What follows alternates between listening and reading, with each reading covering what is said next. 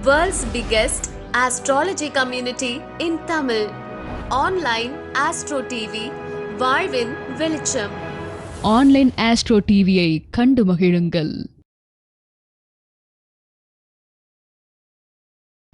Online astro TV நேயர்கள் மற்றும் சஸ்டிக் சாஸ்திரா ஜோதிட ஆராய்ச்சி பயிற்சி மையத்தின் மாணவர்கள் அனைவருக்கும் வல்லரசு தினேஷ் ராஜாவுடைய அன்பான வணக்கங்கள்.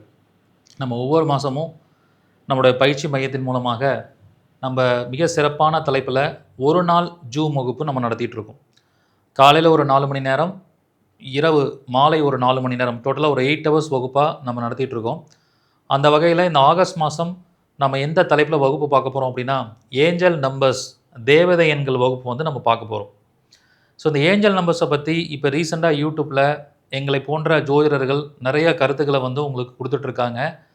அந்த வகையில் இந்த ஏஞ்சல் நம்பரோட முக்கியத்துவம் என்ன, அது என்ன மாதிரியான பலன்களை நமக்கு கொடுக்குது, அது உண்மையாக வேலை செய்தா, அதை எப்படி நம்ம பயன்படுத்தணும் அப்படிங்கிற விஷயங்களை நான் என்னுடைய தனிப்பட்ட ஆராய்ச்சியில் நிறைய விஷயங்கள் பண்ணி பார்த்தேன்.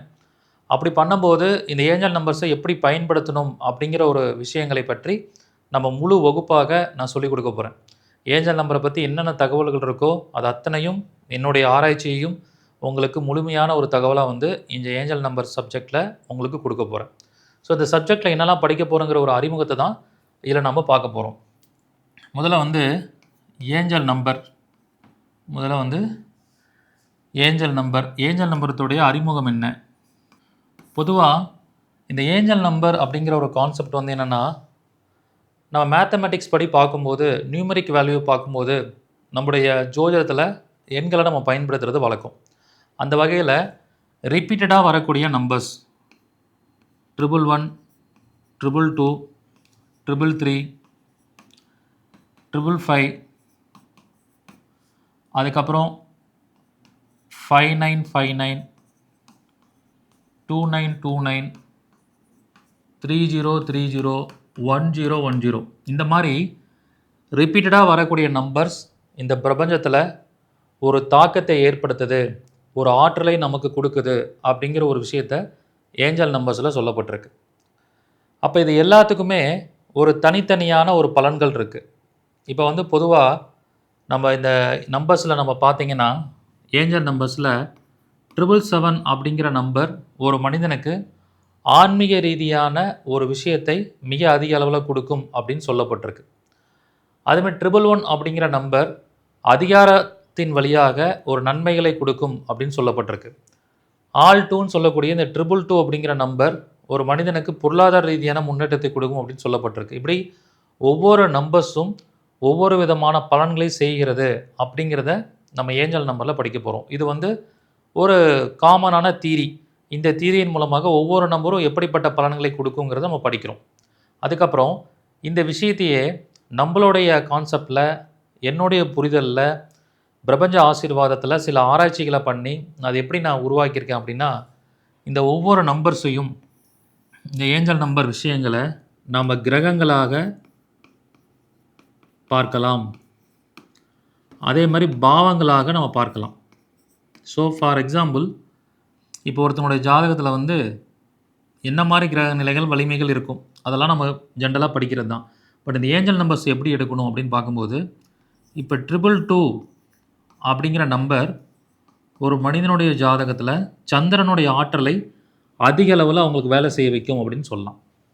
என்ன ரீசன் அப்படின்னா, 2ஆம் நம்பர் அப்படிங்கிறது நியூமராலஜியில் சந்திரன்.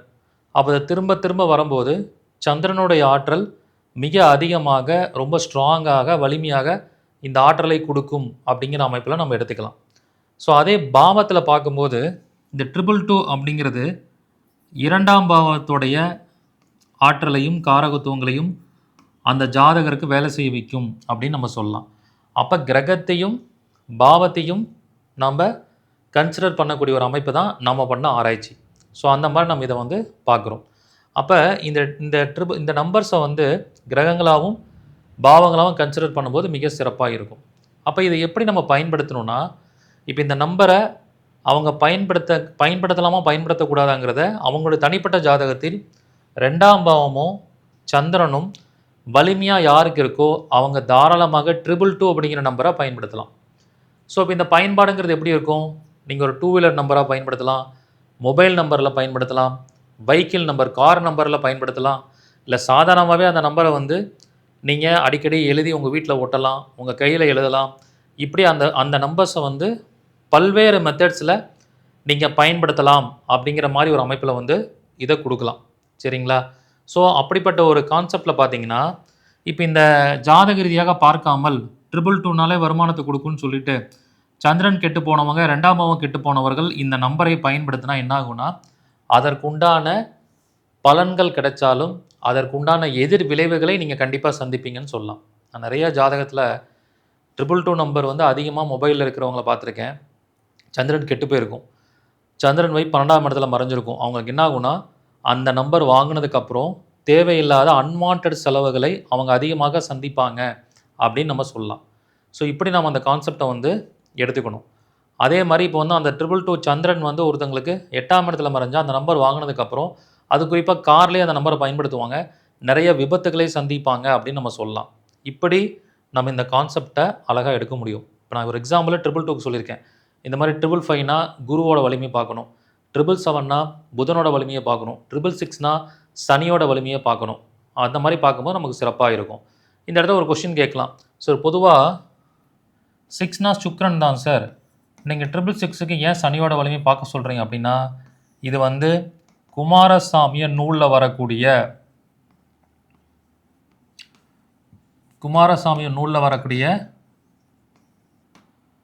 தமிழ் வழி எண்கணிதம்.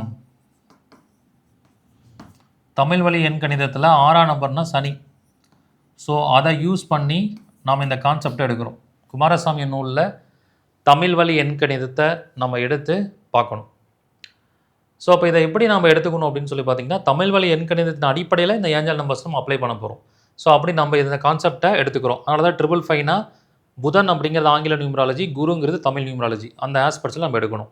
அப்போ முதல்ல உங்கள் ஜாதக ரீதியாக எந்த கிரகம் ஸ்ட்ராங்காக இருக்குன்னு பாருங்கள், எந்த பாவம் ஸ்ட்ராங்காக இருக்குன்னு பாருங்கள். ஸோ அந்த கிரகம் சார்ந்த நம்பரை ஏஞ்சல் நம்பராக நீங்கள் பயன்படுத்த உங்கள் வாழ்க்கையில் மிகப்பெரிய நன்மையை நீங்கள் சந்திக்க முடியும். இப்படி நம்ம இந்த கான்செப்டை எடுக்கலாம். அதுக்கப்புறம் இந்த கன்சிக்யூட்டிவாக வரக்கூடிய நம்பர்ஸ் மாறி இந்த மாதிரி சில நம்பர்ஸ் மாறி இருக்கும். 2929, 1010, 5959 இந்த மாதிரி நம்பர்ஸ் எப்படி செயல்படுது அப்படின்னு பார்க்கும்போது இதுலேயும் அந்த கிரகத்தை நம்ம பயன்படுத்தலாம். ஸோ இப்போ 2929 அப்படின்னு பார்த்தீங்கன்னா இதில் 2 கிரகத்தோட சேர்க்கை வரும். 2னா சந்திரன், 9னா சுக்கிரன். அப்போ சந்திரன் சுக்கிரன் சேர்க்கை இந்த நம்பருக்கு வருது அப்படின்னு சொல்லலாம். அப்போ உங்கள் ஜாதகத்தில் சந்திரன் சுக்கிரன் தொடர்பு இல்லாமல் இந்த நம்பரை பயன்படுத்த முடியாது. சந்திரன் சுக்கிரனோட தன்மை வலிமையாக இருந்தால் இந்த நம்பரை பயன்படுத்த லைஃப்பில் ஒரு பெரிய முன்னேற்றத்துக்கு போவாங்க.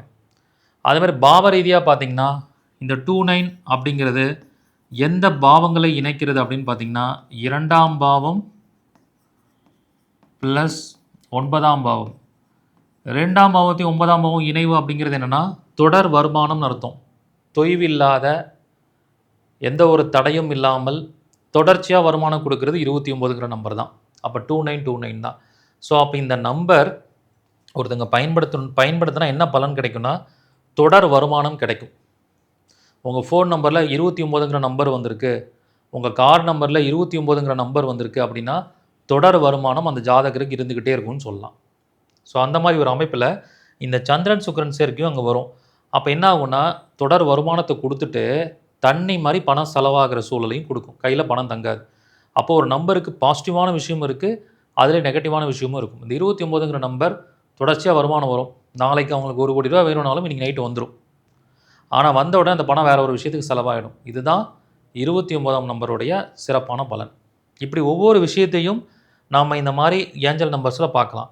வித்தியாசமாக கன்சிக்யூட்டிவாக சேம் நம்பர் ரிப்பீட் ஆகிறதும், ஸோ இந்த மாதிரி டிஃப்ரெண்ட் 2 நம்பர்ஸ் திரும்ப ரிப்பீட் ஆகிறதும் எப்படிப்பட்ட பலன்களை கொடுக்கும் நம்ம பார்க்கலாம். ஸோ அடுத்தது ஒரு எக்ஸாம்பிள், ஒரு ஜாதகத்தில் வந்து பார்த்திங்கன்னா ஒருத்தருக்கு அவர் வந்து ஃபோன் நம்பர் வச்சுருக்கார்.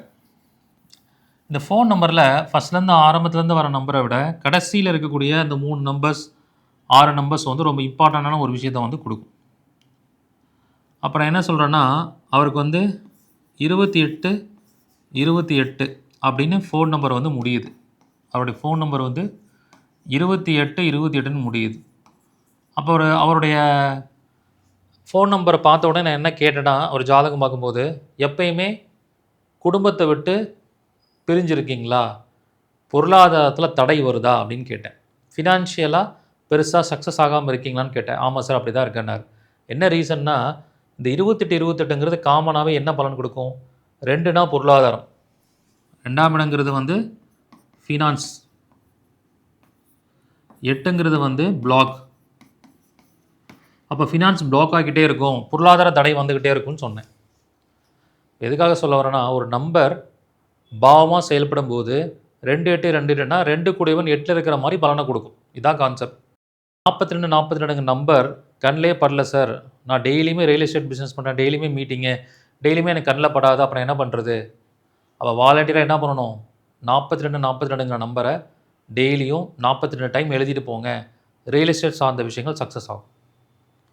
அதுவும் டெய்லியும் எழுதுகிற மாதிரி எந்த ஹோரையில் எழுதணும், எந்த நட்சத்திரத்தில் எழுதணும், எந்த மாதிரி டைமில் அதை ஆக்டிவேட் பண்ணால் நமக்கு சிறப்பாக இருக்குங்கிறது எல்லாமே நான் உங்களுக்கு கிளாஸில் சொல்லிக் கொடுப்பேன். இது வந்து ஒரு அற்புதமான வகுப்பு. இது ஒரு 8 மணி நேரம் இந்த வகுப்பு வந்து நான் சொல்லிக் கொடுக்க போகிறேன். காலையில் ஒரு 4 ஹவர்ஸ், ஈவினிங் ஒரு 4 ஹவர்ஸ். இந்த அருமையான வாய்ப்பை நீங்கள் எல்லோரும் பயன்படுத்திக்கோங்க. இந்த வகுப்புக்கு கட்டணம் பார்த்தீங்கன்னா 4000 rupees. இதில் ஏற்கனவே படித்த மாணவர்கள், பழைய மாணவர்கள், மூத்த குடிமக்கள், சீனியர் சிட்டிசன்ஸ்க்கு டிஸ்கவுண்ட் இருக்குது.